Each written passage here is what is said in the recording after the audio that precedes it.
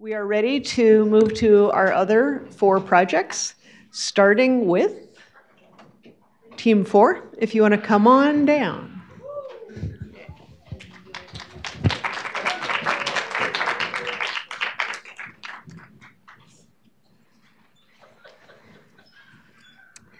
Hello, and thank you all. Hopefully you've got some blood flowing now, and you can really pay attention and join us in the land of trees.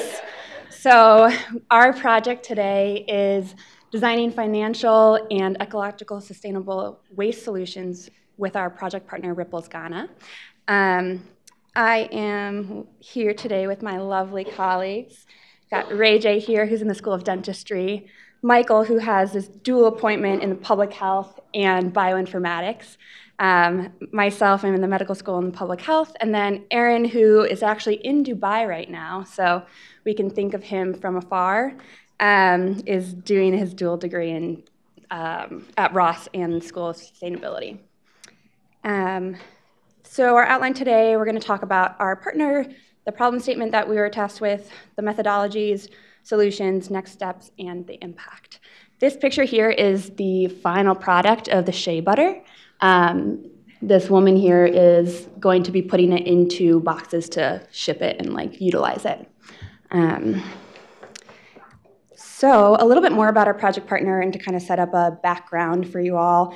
Ripples Ghana is a nonprofit organization that works with women in rural northern Ghana.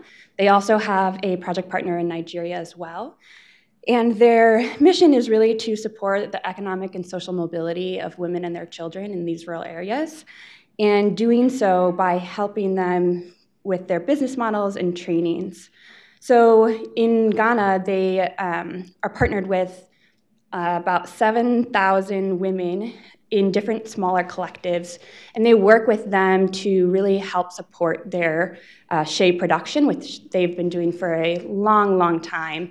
And so Ripples came in to help them kind of fine-tune their processes, make their products more marketable and more consistent, as well as help with some of the technology and reducing some of the physical labor by using some more machinery. They've helped them grow their business quite a bit, and then they're also implementing some pilot vegetable and grain farms for the women as well to kind of diversify their income. So we went to Ghana, and we saw firsthand what we were tasked with kind of trying to tackle here and understanding the waste that comes from the shea butter processing. So about 60% of the biomass of shea is in the waste that is produced in the shea butter process. And you can see on the right here is the waste product that is coming out. And it's a mix, it's kind of a slurry of liquid and then the shea cake that dries out. On the left, you can see this is piles of that waste that is put out kind of on the land just to dry out and try to have it somewhere just collected. But there's not really a use for this that is really standardized across the industry. There have been different things that different organizations have done with the shea waste, but primarily the women we were working with have it just in the back here and have it building up so much that they don't really have anything to do with it, and it's causing them problems there. So we were tasked with kind of figuring out different ways that this product can be utilized and kind of help support the women in that. In terms of our methodology, so as I mentioned, we went to Ghana and we really were there to try to understand and learn from and hear from the women that were on the ground there and see kind of what this challenge was for them. We did a bunch of site visits while we were there to the different cooperatives. We developed our deliverables after this visit along with partnering with the organization.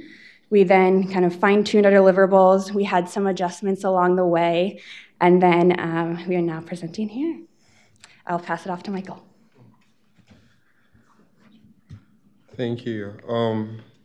So we then came up with a comprehensive suite of waste solution management strategies for these women. that were like mostly culturally relevant solutions and things that worked for the women. So the first one, which is the chicken feed, is them incorporating like the shea waste into feed supplements for poultry, and this could go in two ways where the women actually implement their own poultry farms, or they actually sell the shea waste to the poultry industry. And the key benefit of this is like there is a booming industry for a booming growth for the poultry industry in Ghana, and this would provide like that economic mobility for the women. But the drawback of this is that it requires extensive networking and developing a second value chain. The second strategy here is briquettes for fuel, where the shea waste is then dried out into balls or like cakes for as a source of fuel. And the benefit of this is that they would rely less on firewood and would minimize deforestation and deforestation in upper regions of Ghana. This also provides a cleaner environment for the women to work in. However, this isn't a long-term solution, as drying out like the shea waste itself relies on like solar energy, so it's not sustainable in the long term. Another waste solution we came up with was like using the shea waste as part of construction materials for the building stuff there. And this could be novel or like very innovative and could provide like a source of income for the women if they're able to sell the shea waste to like the construction industry. However, this is logistically challenging as it's not currently being done there, and it would take a lot of convincing. It might be time intensive. Another key way is to produce biogas from the waste, so the shea waste itself. And this would provide a cleaner method and cleaner working space, as this would provide like smokeless working environments for the women, hence less health impacts for the women overall. However, there's like a need for high technical know-how for the implementation and maintenance, which these women cannot do on their own. And moving on to the last one, which is the compost, where the shea waste is actually incorporated into satellite farms that will be implemented at processing sites for the women to grow their own crops, because most of these women have their own personal farms as well.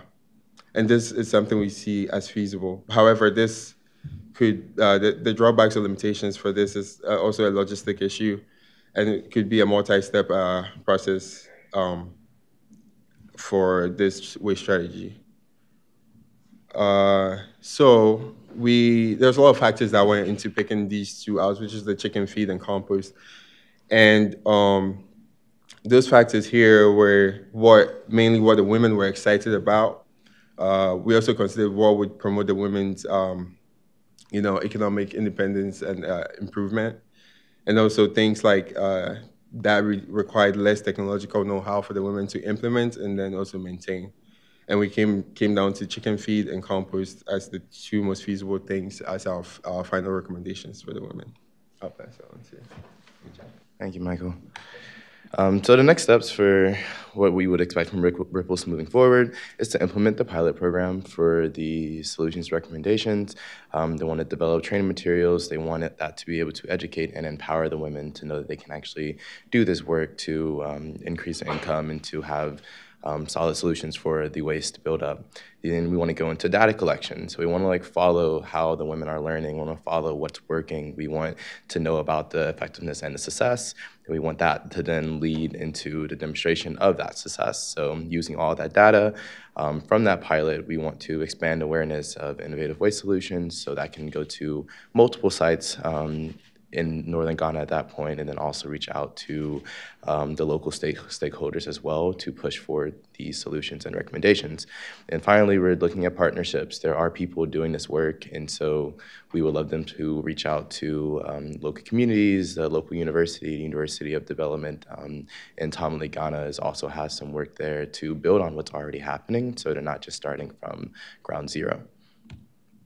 And the anticipated impact that we had also lines up with the sustainability goals given by the UN, which decent work in economic growth. So we're looking for the women to have a diversification of their income, which is really exciting and what is what their wants and desires are as well, going to gender equality so they can push for more financial independence, also going to climate action and actually having sustainable ways to deal with waste reduction and leading into responsible consumption and production. So understanding what we're producing through the shea butter and also understanding that we can also turn that into circular economy. We can use that again and then maybe use that same framework to focus on other waste that's happening. And also, finally, the partnerships for the goals.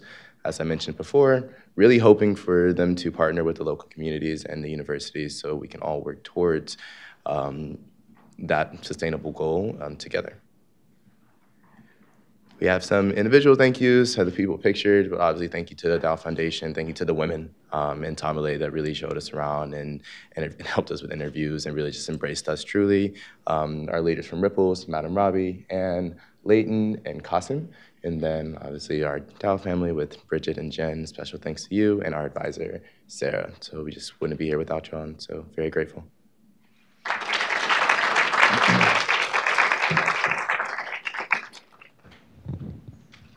Excellent, thank you. So questions? Over here. Hi, thank you so much. Good presentation. I'm just curious, like one of the drawbacks you highlighted about the growing season. So could you, did you have any recommendations from them, like we have more climate smart agriculture practices or financial incentives to how they can actually try to decrease the loss they have? I'm just curious about that. During when the growing season is like longer or shorter, how they are managing that. Thank you. So do you, just to clarify, do you mean the growing season for the shea itself or for the farm? Yes. Oh, gotcha. Yeah, so they've been dealing with, obviously, as the climate has been evolving, a lot of variation in their, how much production they're getting of the shea trees. The challenge is that it is mostly just wild. They don't have actual farms of this, so they can't do much to really support or, grow this or kind of influence the shea trees themselves. I think what they do during that time when there's less of it, they often have stockpiles of the shea nuts that they will kind of wait until they have a buyer to be able to then produce the shea butter to utilize it kind of throughout the year so they can have the dried nuts there kind of on hold throughout the year to kind of support themselves. But the seasonality of it is really challenging, and they it's one of the things that is, they struggle with in terms of having a sustainable income, and the industry is incredibly variable in how much they're getting of customers. And I'm assuming there's no financial benefits to cover that kind of losses. No. Yeah. Next question.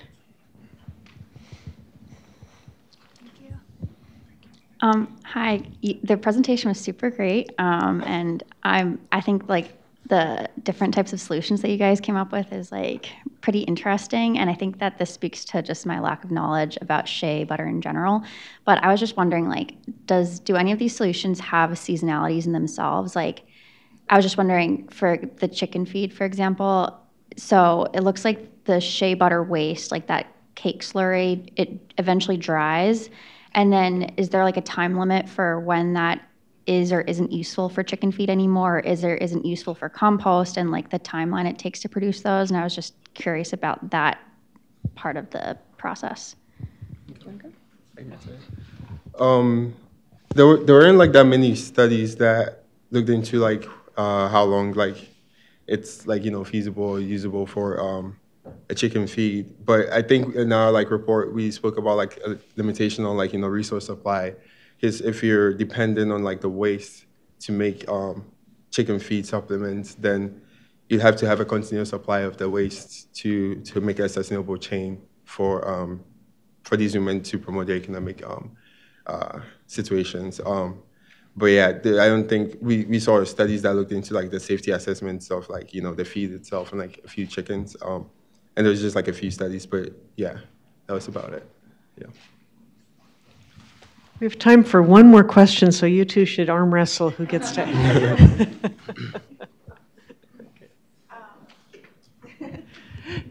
Thank you for the presentation. So I was thinking about the drying that you mentioned earlier as one of the drawbacks of the briquettes for fuel. Did you guys look into any black box solar drying methods? I know that's something that they use for algae drying for some products. Is that something you explored at all? Sorry, a little on the spot. Yeah, we did not, because most of these solutions are going to be implemented by the women coming up with funds themselves to implement, and then, because like Ripples only does so much, it only has enough funds to support these women.